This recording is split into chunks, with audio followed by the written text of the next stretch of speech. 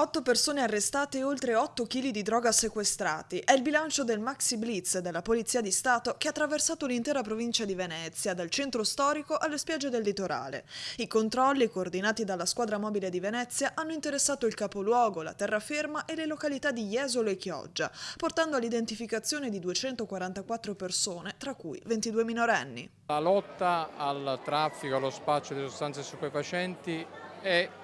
tra le nostre priorità, anzi io la metto al primo posto perché a questi fenomeni criminali ne sono collegati tanti altri, perché alla droga sono collegati i furti, sono collegate le rapine, sono collegate le truffe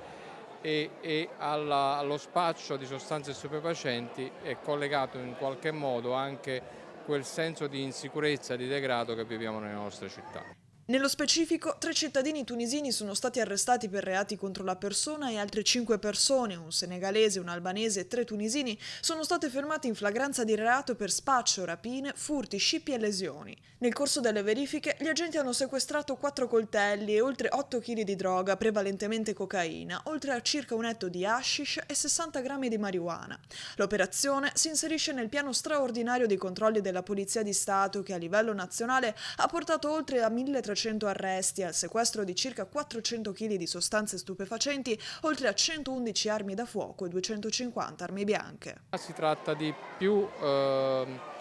operazioni fatte nell'ultimo periodo di tempo che hanno portato appunto a questi sequestri e a questi arresti. Posso dire appunto che abbiamo una squadra di investigatori, quella della squadra mobile, veramente molto attrezzata, che sta sul pezzo, ma anche l'attività di prevenzione, perché poi molte attività di sequestro e di arresto passano anche attraverso il pattugliamento del territorio, quindi è una giornata in cui bisogna fare i complimenti a tutti.